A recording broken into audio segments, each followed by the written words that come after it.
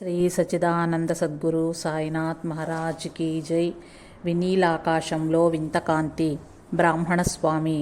తిరువన్నామలైలో ఒకానొక వేశ్య, ఆమెకు వయసొచ్చిన ఒక కూతురు, బాల్యంలోనే ఉన్న ఒక కొడుకు ఉన్నారు. తల్లికి అవసాన దశ వచ్చింది. కూతురిని పిలిచి, తమ్ముడిని ఎలా చూస్తావో వాడిని ఏ విధంగానూ కష్టపెట్టకు, అడిగిందిస్తూ ఉండు, వాడి మీదనే పంచప్రాణాలు పెట్టుకున్నాను అని చెప్పింది. కూతురు తల్లి చేతిలో చెయ్యి వేసింది. తమ్ముడిని గురించి ఏమి బెంగ పెట్టుకోకు, వాడిని కంటికి రెప్పలా చూసుకుంటానంది. తృప్తయింది తల్లికి. శాంతంగా వెళ్ళిపోయింది. బాలుడు యువకుడయ్యాడు. కానీ అనేక దుర్వ్యసనాలకు లోనయ్యాడు. ముఖ్యంగా శ్రీలోలుడు. తల్లి గడించిందంతా ఖర్చు పెట్టేశాడు. తమ్ముడిని దిద్దటానికి అక్క ఎంతో ప్రయత్నించింది. కానీ లాభం లేకపోయింది. ఒకనాడు తమ్ముడు వచ్చి డబ్బు కావాలన్నాడు. ఎందుకని అడిగింది అక్క. ఒక పిల్లకివ్వాలన్నాడు. అక్కకి మతిపోయింది. తను తల్లికిచ్చిన మాట ప్రకారము తమ్ముడిని ఏ విధంగానూ కష్టపెట్టకూడదు. ఇప్పుడు తమ్ముడు డబ్బడిగాడు. ఇద్దామంటే రాగి కానీ కూడా లేదు. ఏం చెయ్యాలి?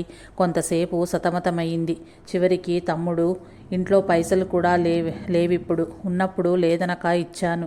నీకు కావాల్సింది స్త్రీ సంపర్కమే కదా. నేను స్త్రీనే. మనకు తల్లి ఒకతే అయినా తండ్రులు వేరు.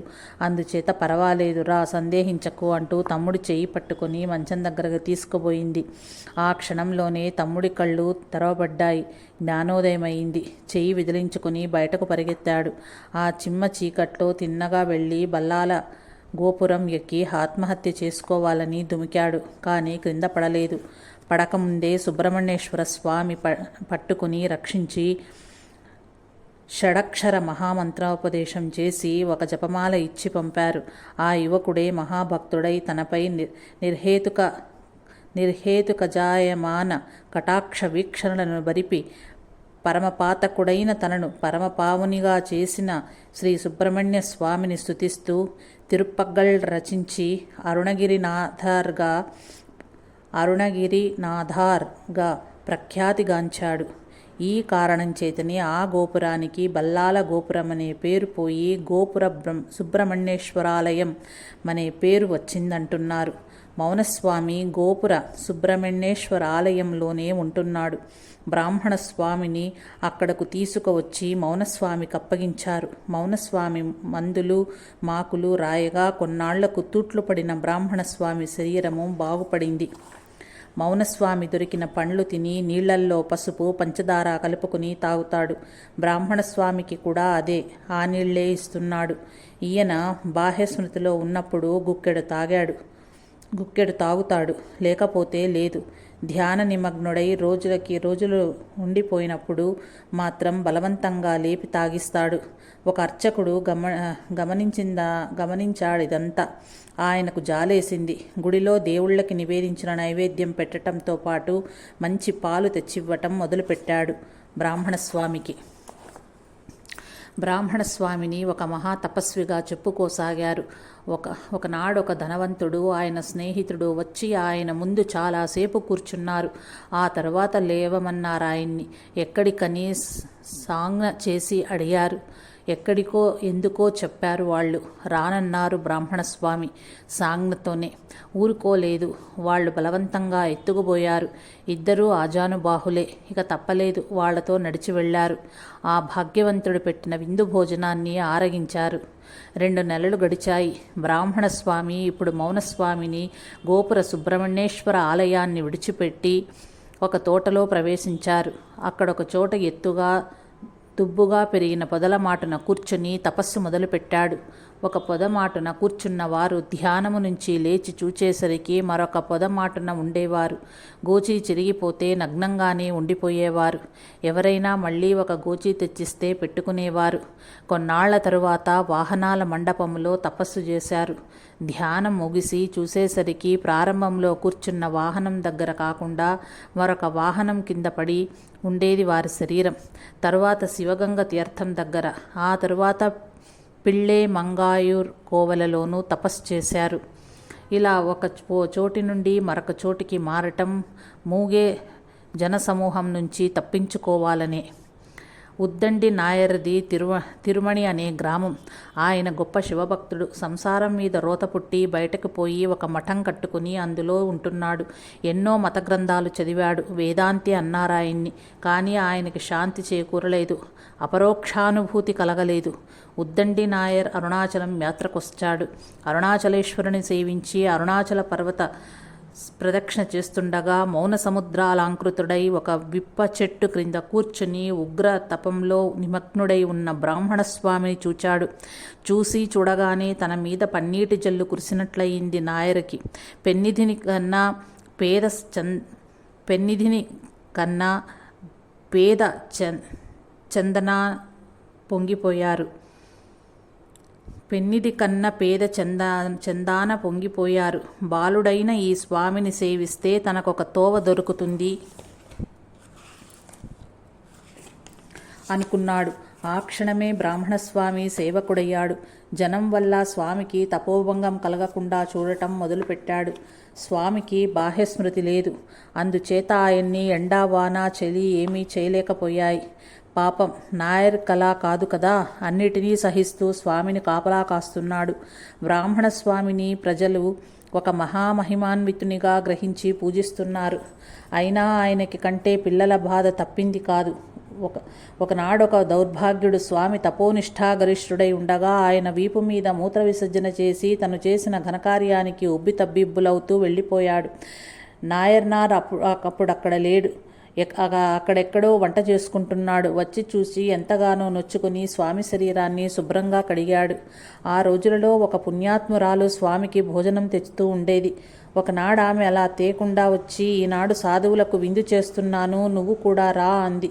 స్వామి రానని, ఊళ్ళోకి భిక్షకు వెళ్తానని సాంగ్నతోనే చెప్పారు. ఇక చేసేదేమీ లేక ఆమె వెళ్ళిపోయింది. కానీ స్వామి భిక్షకు బయలుదేరుతారో లేదో చూడమని ఒకడిని కాపలా పెట్టిందక్కడ. స్వామికి ఇక తప్పలేదు. ఊళ్ళోకి వెళ్ళి ఒక ఇంటి తలుపుకు తట్టారు. తలుపు తెరిచి చూచిందాక ఆమె. చూడగానే ఆమె మాతృహృదయం ద్రవించింది. ప్రేమగా లోపలకు తీసుకువెళ్ళి సుష్టుగా భోజనం పెట్టి పంపింది. పాపం, ఆమెకు స్వామి ఈడువాడే ఒక కొడుకు పోయాడట. స్వామి తనకుగా భిక్షకు వెళ్ళటం అదే మొదటిసారి.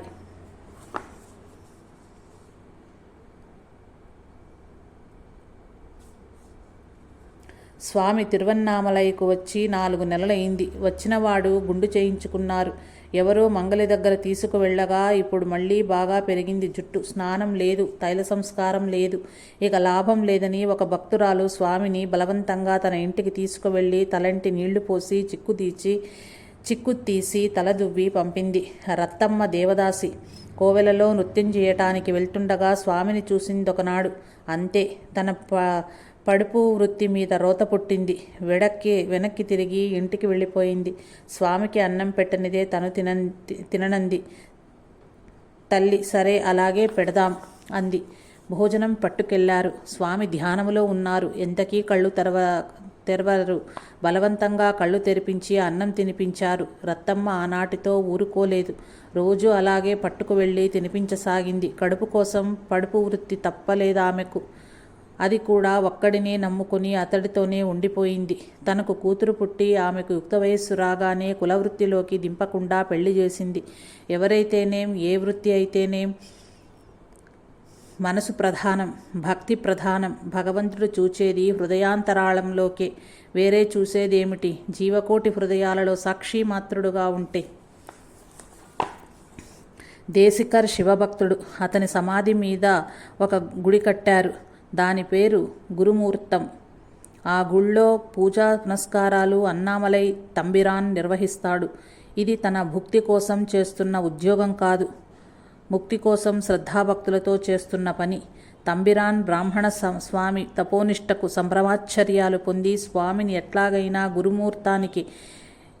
గురుమూర్తానికి తీసుకువెళ్లాలని నిశ్చయించుకున్నాడు. స్వామిని కనిపెట్టుకుని ఉంటున్న నాయనార్ను అడిగాడు. ఇక్కడ జనం గుంపులుగా చేరి స్వామికి ధ్యానభంగం కలిగిస్తున్న మాట నిజమే.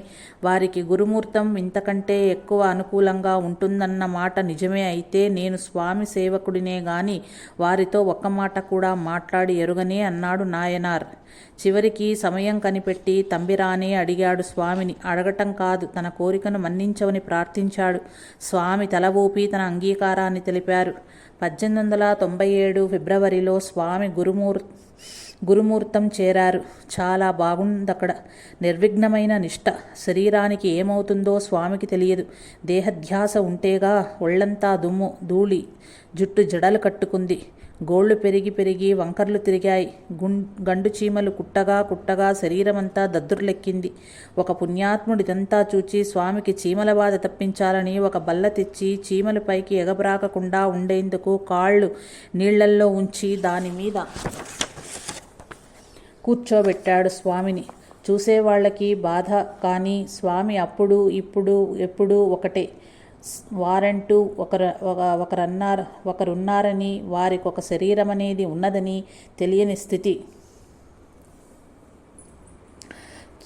చూసేవాళ్లకి బాధ. కానీ స్వామి అప్పుడు ఇప్పుడు ఎప్పుడూ ఒకటే. వారంటూ ఒకరున్నారని, వారికొక శరీరం అనేది ఉన్నదని తెలియని స్థితి. స్వామి కఠోర దీక్షను గురించి జనం చెప్పుకోసాగారు.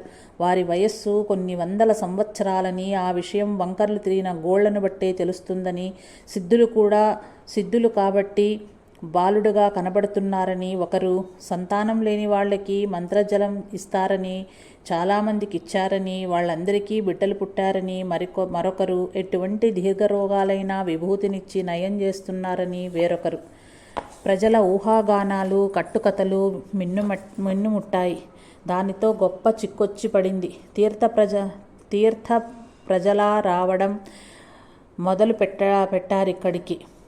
సంతాన ప్రాప్తికి స్తోత్రాలు, ఆయురారోగ్యైశ్వర్యాలకు ప్రార్థనలు, మ్రొక్కులు, సేవలు, నైవేద్యాలు ఒకటేమిటి, నానా హడావుడి, హంగామా. జనం తోసుకుని స్వామి మీద పడకుండా చుట్టూ దడి కట్టారు. తంబిరాను నాయనారు అయిన స్వామి తాము పెట్టిన నైవేద్యాన్ని ఆరగించాలని పట్టు ఎవరికి వారే. అదెలా సంభవం? అందుచేత వారాలు ఏర్పాటు చేశారు. అదీ లాభం లేకపోయింది. వారానికి 7 రోజులే భక్తులో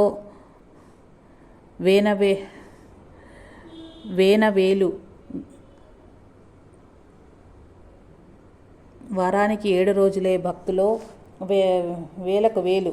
గత్యంతరం లేక భక్తులు పెట్టిన నైవేద్యాలన్నింటినీ కలిపేయటం మొదలుపెట్టారు. అందులో పాలు ఎక్కువ కాబట్టి పల్చగా తయారైంది. స్వామి ఎప్పుడో కళ్ళు తెరిచినప్పుడు వారికొక గిన్నెడిచ్చేవారు. అప్పుడు మిగతాది ప్రసాదమయ్యేది. దానిని భక్తులు, ఆర్తులు, జిజ్ఞాసులు అందరూ తలాకొక్క కాస్త కళ్ళకద్దుకుని పుచ్చుకునేవారు. ఒకనాడొక భక్తురాలు నూనె, సీకాయి తీసుకువచ్చి ఒక పెద్ద కడవ నిండా నీళ్లు కాచి స్వామిని రమ్మంది. ఆయన కదల్లేదు. ఆమె ఊరుకుందా? స్వామిని రెక్కపట్టుకుని తీసుకువచ్చి కూర్చోబెట్టి జడలు విడదీసి తలంటు పోసి మరీ వెళ్ళింది. స్వామి భక్త పరాధీనుడు కదా. భక్తులు ఏమి చేసినా ఊరుకోవలసిందే. తంబిరాన్ స్వామికి గుడిలో దేవుడికి చేసినట్లు ధూప, దీప, ఆవాహన, అర్చనాదులు ప్రారంభించాడు. ఇలా చేస్తున్న సమయంలో స్వామి కళ్ళు తెరిచి చూశారొకనాడు. చూసి అక్కడి గోడ మీద ఒక బొగ్గుతో, ఈ కట్టెకు ఇదంతా ఎందుకు, దీనికి కావలసిందల్లా దీని కుక్షి నింపడమే అని రాసి చూపారు. అయినా తంబిరాన్ మానలేదు. స్వామికి అవసరం లేకపోవుగాక తనకు తృప్తి మరోలా ఎలా కలుగుతుంది? తంబిరాన్ తన పని తాను మానకపోయేసరికి అక్కడి నుంచి లేచిపోయారు ఒకసారి. అక్కడితో తంబిరాన్ విరమించుకోక తప్పలేదు. వెంకటరామయ్యర్ తాలూకు శిరస్తాదార్ స్వామి భక్తాగ్రణ్యులలో ఒకడు. అతనికి నానాటికి స్వామి ఊరు పేరు తెలుసుకోవాలని కుతూహలం ఎక్కువయింది. ఇక ఉండబట్టలేక ఒకనాడు అడిగాడు. స్వామి పలకలేదు. అప్పుడొక పేపరు, పెన్సిలు తెచ్చి, మీరు మౌనులు కాబట్టి మీ మౌనానికి భంగం వాటిల్లకుండా ఉండేందుకు ఈ పేపరు, పెన్సిలు ఇస్తున్నాను. మీ పేరు, ఊరు రాసి చూపండి. అలా చూపే వరకు నిద్రాహారాలు సమస్తము మాని ఇక్కడే కూర్చుంటానని సత్యాగ్రహం మొదలుపెట్టాడు. ఇక స్వామికి తప్పలేదు. వెంకటరామన్ తిరుచ్చలి అని రాసి చూపారు. అక్కడితో వెంకటరామయ్యకు కుతూహలం తీరింది. తంబిరాన్ ఒక తప్పనిసరి పని మీద పొరుగురు వెళ్ళాడు. తంబిరాన్ వెళ్ళిన కొద్ది రోజులకే నాయనారుకు కూడా అత్యవసర పరిస్థితి ఏర్పడింది. స్వామిని విడిచిపెట్టలేక అతను వెళ్ళిపోయాడు. అదేదో ఊరు. స్వామికి ఇప్పుడు పరిచారక లోపం ఏర్పడింది.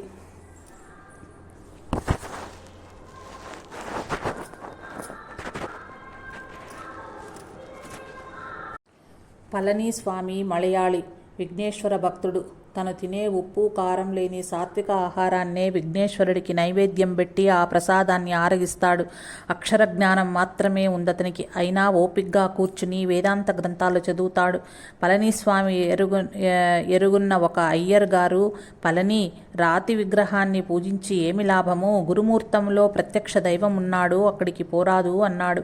వెంటనే అక్కడ ఉన్న వాళ్ళు కూడా, అవును పళని, ఆయన ధ్రువుడు వంటి బాలుడు, మహా తపశ్శాలి, వారిని సేవించుకునే మహద్భాగ్యం పూర్వజన్మ సుకృతం ఉంటే కానీ లభించదు అన్నారు. పళనికి పూర్వజన్మ సుకృతం ఉంది. అందుచేతనే కాలయాపన చెయ్యకుండా గురుమూర్తం వెళ్ళాడు. స్వామి పరిచయకు ఉపక్రమించాడు. పళనికి స్వామిపై భక్తి విశ్వాసాలు దినదినాభివృద్ధి నొందాయి. సంపూర్ణ శరణాగతి చెందాడు. వినాయక పూజని మానుకున్నాడు. తల్లిగా, తండ్రిగా, గురువుగా, దైవంగా స్వామినే భావించాడు.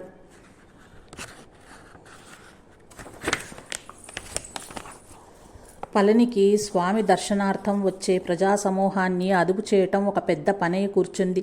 దీనికి తోడు స్వామి ధ్యానములో నిమగ్నులై రోజుకి రోజులు ఉండిపోవటం వలన, తగినంత ఆహారం తీసుకోకపోవటం వలన చిక్కి శల్యమైపోయారు.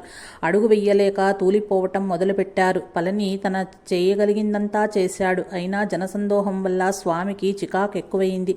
ఓర్చుకోలేని స్థితికి వచ్చారు. గురుమూర్తానికి చేరువలోనే ఒక మామిడి తోట ఉంది. దానికి గుమ్మం, తలుపులు ఉన్నాయి. ఆ తోట యజమాని వెంకటరమణ నాయకర్ స్వామికి కలుగుతున్న ఇబ్బందిని చూచి స్వామి దగ్గరకు వెళ్ళి వారిని తన తోటకి రమ్మని ప్రాధేయపడ్డాడు. అక్కడ జనం చేరకుండా గట్టి బందోబస్తు చేస్తానన్నాడు. స్వామి అంగీకరించాడు. స్వామి, పళని ఆ మామిడి తోటకి మకాం మార్చారు. అక్కడొక మంచె కట్టి దాని మీద గూడు వేశారు. అందులోనే స్వామి కాపురం. స్వామి మంచెకెదురుగా మరొక చిన్న మంచె, అందులో పళని నివాసం. ఇద్దరూ ఆ తోట కాపరులుగా తయారయ్యారు. జనం గందరగోళం, గలాబా తగ్గిపోయాయి. దానితో పాటు నైవేద్యాలు తగ్గిపోయాయి. పళని ఊళ్ళోకి వెళ్ళి భిక్షాన్నం తెస్తాడు. స్వామి తను ఆరగిస్తారు. స్వామి ధ్యానం నిర్విఘ్నంగా సాగుతోంది. మధురలో వెంకటరామన్ ఇల్లు విడిచి వెళ్ళిపోయిన నాటి సాయంత్రం సుబ్బయ్య అయ్యారింట్లో స్పెషల్ క్లాసు ఉందని వెళ్ళిన వెంకటరామన్ ఇంకా రాలేదేమి? కారణం ఏమైనా ఉంటుంది. ఎక్కడికి వెళ్ళి ఉంటాడు? ఏ స్నేహితుడింటికైనా వెళ్ళి ఉంటాడా? అంటే స్నేహాలు మానుకొని చాన్నాళ్ళయిందే. నిమిషానికి వాళ్ళ కంగారు ఎక్కువ అవుతోంది. అన్న నాగసామి, పిన్నతండ్రి సుబ్బయ్యార్ మరికొంతమంది వెతకటానికి బయలుదేరారు. ఇంట్లో పిన్నమ్మ దేవుడికి వెయ్యి దండాలు పెడుతూ కూర్చుంది. బాగా రాత్రయింది. నాగసామి, సుబ్బయ్యార్ ఇంకా వెతకటానికి వెళ్ళిన వాళ్ళు చేతులు ఊపుకుంటూ తిరగొచ్చారు. నాగసామికేదో గుర్తొచ్చి తన పెట్టె తీసి చూశాడు. తమ్ముడు రాసి పెట్టిన ఉత్తరం దొరికింది. ఆత్రంగా చదువుకున్నారందరూ. 3 రూపాయలతో ఎన్నాళ్ళు బ్రతకగలడు? అవి కాస్త అయిపోగానే తనే వచ్చేస్తాడు ఆవురావురమంటూ అన్నారు కొందరు. తమ్ముడిలో వచ్చిన మార్పుని గ్రహించిన అన్న నాగసామి మాత్రం అలా అనుకోలేదు. పినతండ్రితోనూ పినతల్లితోనూ సంప్రదించి తల్లికి టెలిగ్రామ్ ఇచ్చాడు. మానామధురలో ప్లీడరుగా పనిచేస్తున్న మరిది నెల్లియప్ప అయ్యార్ దగ్గర ఉంటోంది అళగమ్మ. నాగసామి ఇచ్చిన తంతివార్త వినగానే కుప్పకూలిపోయింది. మీద పిడుగు పడ్డట్టయింది. భర్త పోయిన దుఃఖానికి ఇంకా దిగమింగకుండానే ఇప్పుడు ఇదొకట. గోరు చుట్టు మీద రోకలిపోటు పడ్డట్టే అయిందామెకు. అన్న ఏమి తిట్టాడో, సుబ్బయ్య ఏమన్నాడో, పిన్నమ్మ ఏ బరువు బిందెలు మోయించిందో, ఏమయ్యిందో ఇలా అనుకోవటం మొదలుపెట్టారు అళగమ్మ, ఆమె మరిదిగారు, ఆమె తోడికోడలు. వెంటనే మధురకు ప్రయాణం కట్టి అందరూ ఒక చోట కూడారు. బాగానే ఉంది. అళగమ్మకు ధైర్యం చెబుతున్నారు. మంచిదే, ఎక్కడెక్కడికో వెళ్ళి చూసి వస్తారు. ఫలితం మాత్రం శూన్యం.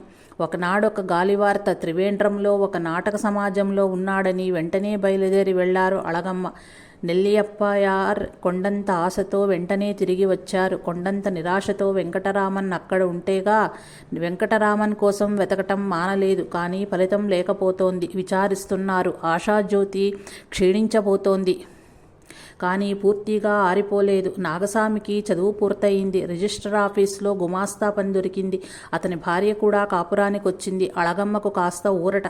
పాపం, అంతలోనే ఒక దుర్ఘటన. సుబ్బయ్యార్ చనిపోయాడు. సుబ్బయ్యార్ వ్యవహారాలు కూడా నెల్లియప్ప అయ్యారే చక్కబెట్టవలసి వచ్చింది.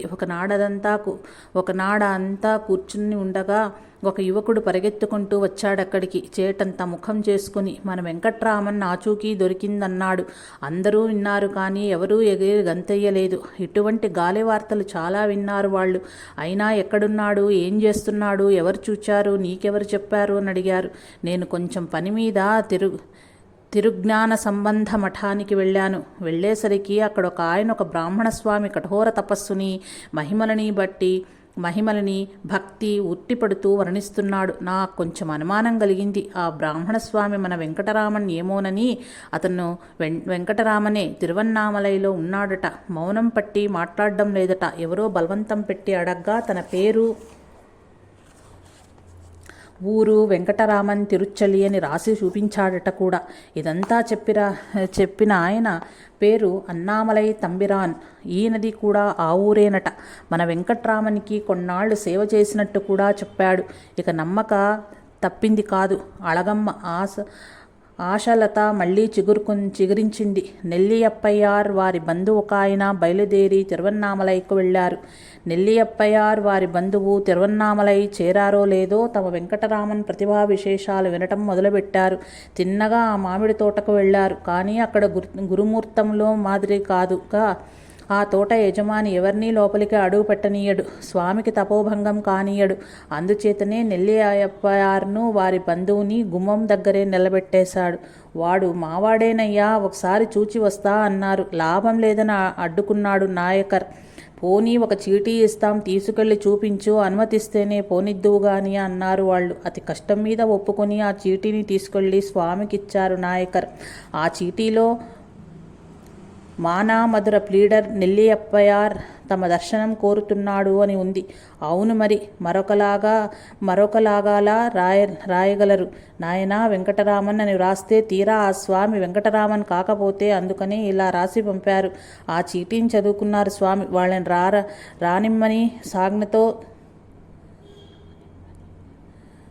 రానిమ్మని సాజ్ఞతో చేసి చెప్పారు. నాయకర్ వారిని స్వామి సమక్షానికి తీసుకొచ్చాడు. స్వామిని చూడ్డంతోనే వాళ్లకున్న రవ్వంత సందేహం తీరిపోయింది. తమవాడే వెంకట్రామనే. నెల్లియప్పయారికి సంతోషం, సంతాపం ఒక్కసారిగా పెళ్ళుబికాయి. అంతటి వాడ అయినందుకు సంతోషం, చిక్కి శల్యమై దుమ్ము కట్టుకొని ఉన్నందుకు సంతాపం, దాదాపు 2 ఏళ్లు తరువాత చూచినందుకు సంతోషం, అటువంటి దుస్థితిలో ఉన్నందుకు సంతాపం. శరీరాలను దాటి చూడగల వాళ్ళెంతమంది? నాయనా వెంకటరామన్, రా బాబు వెళ్ళిపోదాం. నీ తపస్సుకు మేమెవ్వరం అడ్డురాము. నువ్వు సంసారివి కానక్కర్లేదు, ఇంట్లో కూడా ఉండనక్కర్లేదు. మన మానామధురలో ఉన్న మహాత్ముని సమాధిపై కూర్చుని నీ ధ్యానము నువ్వు చేసుకొందువు గాని. మీ అమ్మ నీకోసం బెంగపెట్టుకుని కృషించిపోయింది బాబు. నిన్ను చూచేవారి వరకు ఆమె కన్నీరు కట్టడదు. నాగస్వామి, మీ పిన్నమ్మలు, మేమంతా చాలా బాధపడుతున్నాము నాయనా ఇలా చెప్పుకోపోయాడు నెల్లియప్పయార్. పళని నాయకర్ అక్కడే ఉన్నారు. నెల్లియప్పయార్ మొర స్వామికి వినిపించినట్లు లేదు. శిలాప్రతిమలా ఉండిపోయారు. పళనితో నాయకర్తో చెప్పుకుని గోలపెట్టాడు నెల్లియప్పయార్. వాళ్ళు బాధపడ్డారు కానీ అంతకంటే ఏం చేయగలరు? నెల్లియప్పయార్ వారి బంధువు 5-6 రోజులు అక్కడే ఉండిపోయారు. శత విధాలా చెప్పి చూచారు. స్వామిలో చలనం కనపడలేదు. కట్టకడపటి ఉపాయంగా ఆ బంధువు బలవంతంగా తీసుకెళ్లాలని చూచాడు. స్వామిని సమీపించాడు. ఇంకా తాకలేదు. ఒళ్లంతా మంటలు పుట్టుకొచ్చాయి. అంతటితో తగ్గి తన దుస్సాహసానికి చెంపలు వేసుకున్నాడు. తపోనిధులతో చెలగాటమా? వెళ్ళిన వారిద్దరూ తిరిగి వచ్చారు. మానామధురికి జరిగినదంతా పూసగుచ్చినట్టు చెప్పారు.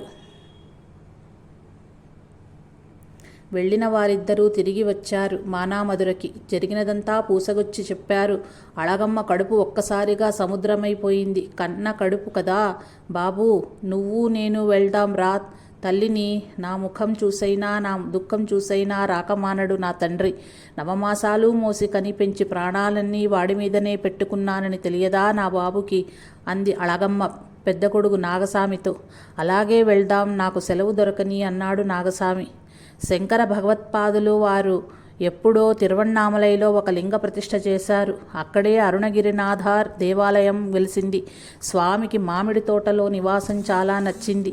అయినా ఏ కారణం చేతనో అక్కడి నుంచి అరుణగిరినాథర్ దేవాలయానికి మకాం మార్చారు. అంతేకాదు, నీ త్రోవ నీవు చూసుకో అన్నారు పళనితో. పళని వెళ్ళిపోయాడు. కానీ మళ్ళీ సాయంత్రానికే తిరిగి వచ్చాడు. అదేమని అడిగారు స్వామి. మిమ్మల్ని విడిచి మీ నీడ ఉండగలదా అని ఎదురు ప్రశ్న వేశాడు పళని. స్వామి స్వయంగా భిక్షకు వెళ్ళటం మొదలుపెట్టారు. సాధారణంగా రాత్రులే వెళ్తారు. లాంతర్లు వెలిగించుకుని స్వామి రాకకు ఎదురు చూస్తూ ఉంటారు. చాలామంది గృహస్థులు స్వామి ఎవరో ఒకరింటికే వెళ్ళి గుమ్మం ముందు నించుంటారు. చప్పట్లు కొడతారు. వెంటనే ఆ ఇంటివారు వచ్చి భక్తి పురస్కరంగా స్వామి దోసిళ్లలో భిక్ష పెడతారు. స్వామి తిరిగి వెళ్ళిపోతూ త్రోవలోనే తినేస్తారు తమ దోసిళ్ళోడిది. గంభీరం వారు తెలుగు బ్రాహ్మణులు. అక్కన్న మాదన్న వంశం వారట. ఒకనాడు స్వామి గంభీరం వారి ఇంటి ముందాగి చప్పట్లు కొట్టారు. ఆ సమయంలో ఇంటి యజమాని కృష్ణయ్యార్ స్నేహితులతో కూర్చుని పేకాడుతున్నారు. స్వామి రాకకు తన గృహం పావనమైందని సంతోషించినా ఆ సమయంలో తను పేకాడుతున్నందులకు సిగ్గుపడ్డాడు. అన్నం కలిపి తెచ్చి స్వామికి భిక్ష పెట్టాడు. స్వామి ఆయన కేసి చూచి వెళ్ళిపోయారు. ఆ తర్వాత కృష్ణయ్యార్ జీవితాంతం పేక ముట్టుకోలేదు. తపోధనుల కటాక్ష వీక్షణలు జీవితాలనే మార్చేస్తాయి. స్వామి అరుణగిరినాథ దేవాలయంలో ఎన్నో రోజులుండలేదు. జనం మూగుతున్నారని అక్కడి నుండి అరుణాచలేశ్వర దేవాలయం గోపురం అంతస్తులోకి మకాం మార్చారు. అక్కడ ఎన్నో రోజులు ఉండలేదు. అక్కడ నుంచి దేవాలయం ప్రాంగణంలో ఉన్న కస్తూరి పొదల మాటుకు చేరారు. కానీ అక్కడ కూడా ఒక వారం రోజుల కంటే ఎక్కువ ఉండలేదు. స్వామిని విడిచిపెట్టలేదు పళని. నీడలాగానే అంటిపెట్టుకుని ఉన్నాడు. గౌతముడు అహల్యని రాయిని కమ్మని శపించాడు. నిర్దోషి అయిన అహల్యకు కోపం వచ్చింది. ఓ బుద్ధిలేని ముని అని ఏదేదో అంది. మహాపతివ్రత వాక్కు శాపమై గౌతముడి బుద్ధి నశించింది. తన శాప విముక్తికై గౌతముడు ప్రవాళ పర్వతం మీద తపస్సు చేశారట. స్వామి తమ మకాం ఈ ప్రవాళ పర్వతంకు మార్చారు. ప్రవాళ పర్వతం మీద ఒక శివాలయం, ఒక గుహ, ఒక చిన్న తటాకం ఉన్నాయి. భిక్షకి పళని వెళ్తున్నాడు. తెచ్చిన దాన్ని స్వామి తాను ఆరగిస్తారు. ఒక్కొక్కప్పుడు స్వామి కూడా వెళ్తారు భిక్షకి. స్వామి ఈ ప్రవాళ పర్వతం మీద ఉండగానే తల్లి అళగమ్మ, అన్న నాగస్వామి వచ్చారక్కడికి. తల్లి కొడుకుని చూచి 2 ఏళ్లు దాటింది. ఇప్పుడు చూడగానే తల్లి కడుపు బగ్గుమంది. తుప్పులా పెరిగి జడలకు కట్టుకుపోయిన జుట్టు, పొడుగ్గా పెరిగి వంకర్లు తిరిగిపోయిన గోళ్ళు, దుమ్ము కొట్టుకుపోయి ఒళ్ళు, చిక్కి శల్యమైపోయిన శరీరం, పుట్టగోచి ఇంగ్లీషు చదువులు చదివి ఊళ్ళేడతాడనుకున్నాడు తన కొడుకుదే ఈ అవతారం.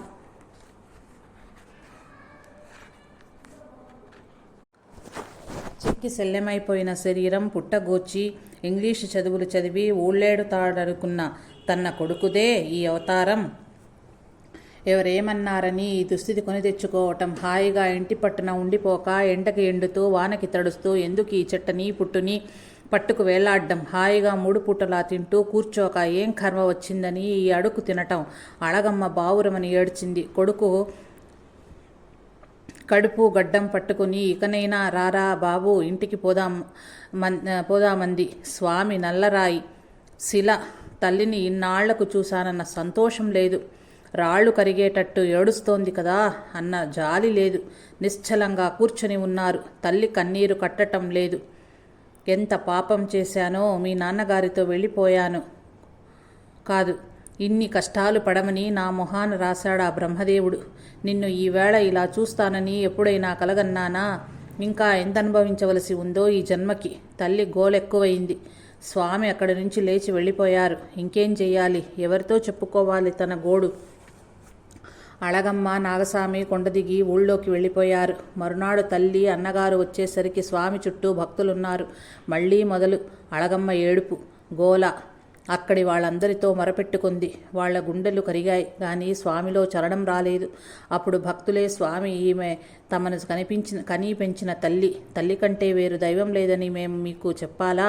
అటువంటి తల్లి రాళ్ళు కూడా కరిగేటట్టు ఏడుస్తుంటే మీరేమి పలక్కుండా ఉండటం ధర్మం కాదు. మీరు మౌనులు కాబట్టి మాట్లాడకపోతే పోనీలేండి, ఆమెకి ఏదైనా రాసి చూపించండి అంటూ ఒక కాగితం పెన్సిలు ఇచ్చారు. స్వామి ఇలా రాసిచ్చారు: కర్త అయిన పరమేశ్వరుడు జీవులను తమ తమ ప్రారబ్ధ కర్మలను అనుసరించి ఆడిస్తున్నాడు. ఏది జరగవలసి ఉందో అది ఎవరి ఎంత అడ్డుపడినా జరిగే తీరుతుంది. ఏది జరగకూడదని ఉందో అది ఎవరెంత ప్రయత్నించినా జరగదు. అందుచేత మౌనమే శరణ్యం. స్వామి ప్రథమోపదేశమిది. కొడుకుని తనతో ఇంటికి తీసుకువెళ్ళగలగనే ధీమాతో వచ్చిన అళగమ్మ ఆశ అడియాశయింది. అక్కడ తిరువన్నామలైలో కొన్నాళ్ళుండి రోజు చిన్న కొడుకు దగ్గరే కాసేపు కూర్చుంటూ చివరికి ఒకనాడు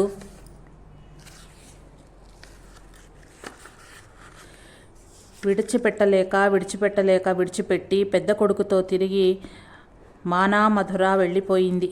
తమ వంశం వారికి ఎప్పుడో శాపమిచ్చిన సన్యాసిని తిట్టుకుంటూ.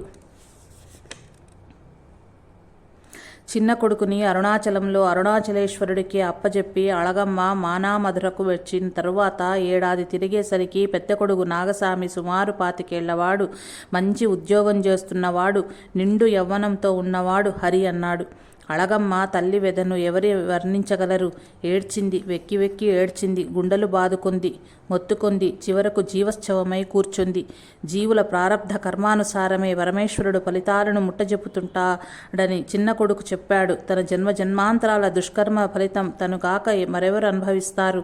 వైరాగ్యం వృద్ధి అవుతున్న కొద్దీ దుఃఖాన్ని దిగమింగసాగింది అళగమ్మ. పాపం నాగసామి భార్య. అంత చిన్న వయస్సులోనే వైధవ్యం, సంతానమైనా కలగలేదు. బిడ్డలను చూచుకుంటూ దుఃఖాన్ని దిగమింగుదామంటే నుదుట వ్రాసిన వ్రాలు కన్న కలదే 100 ఏళ్ళు చింతి చిన్నన్.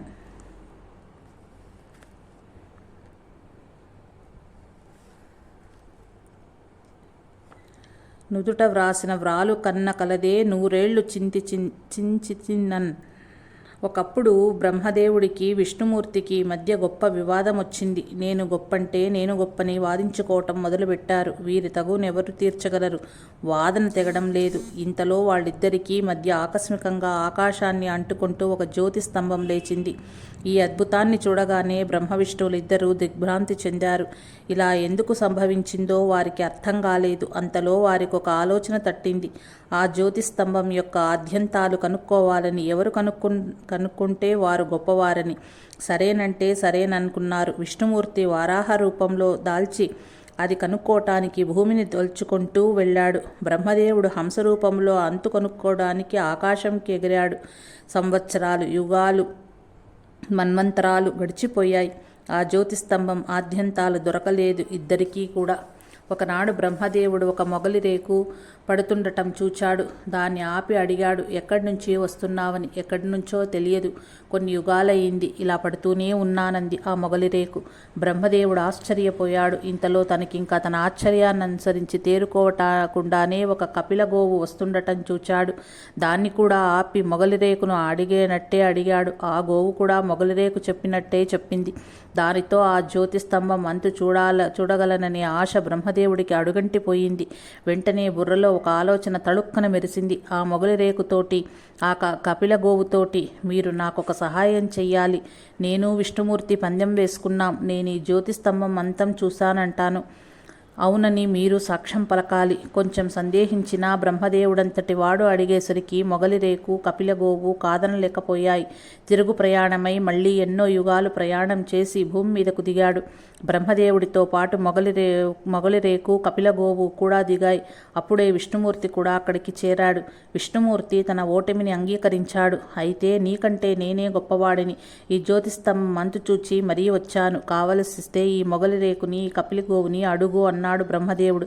అవును, చూశాడంటూ నోటితో చెప్పి లేదంటూ తోకాడిచ్చింది కపిలగోవు. వెంటనే ఆ జ్యోతి స్తంభం నుంచి ప్రత్యక్షమయ్యాడు మహేశ్వరుడు రౌద్రాకారంతో. కూటసాక్ష్యం ఇచ్చినందుకు నువ్వు పూజకు పనికిరాకందుగాక అని మొగలి రేకును శపించాడు. నోటితో అసత్యం పలికినందుకు నీ ముఖం చూడటం మంచిది కాదు. తోకనాడిస్తూ నిజం చెప్పినందుకు నీ వెనుక భాగమే పూజనీయం అన్నాడు గోవుతో. సత్యం చెప్పినందులకు విష్ణుమూర్తిని మెచ్చుకుని సర్వాధికుడవు కమ్ము అని సుదర్శన చక్రాన్ని బహుకరించాడు. అసత్యమాడినందులకు నీకు పూజా పునస్కారాలుండవని శపించి తన త్రిశూలంతోనే బ్రహ్మదేవుని శిరస్సును ఒకదానిని ఖండించాడు. తను చేసిన అపరాధానికి పశ్చాత్తాపపడుతూ ఆ సదాశివుని పాద పద్మాలపై పడి క్షమార్పణ వేడుకున్నాడు బ్రహ్మదేవుడు. ఆ సకల లోకేశ్వరుడిని అనేక విధాలా స్తుతించాడు. భోలా శంకరుడు ప్రసన్నుడై బ్రహ్మదేవుడి తెగిన తలను తన భిక్షాపాత్రగా చేసుకున్నాడు.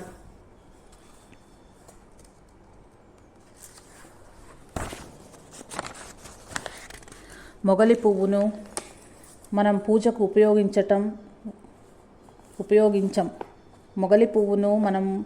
ఉపయోగించం. గోవు ముఖాన్ని కాక దాని తోకని మనం కళ్ళకద్దుకుంటాం.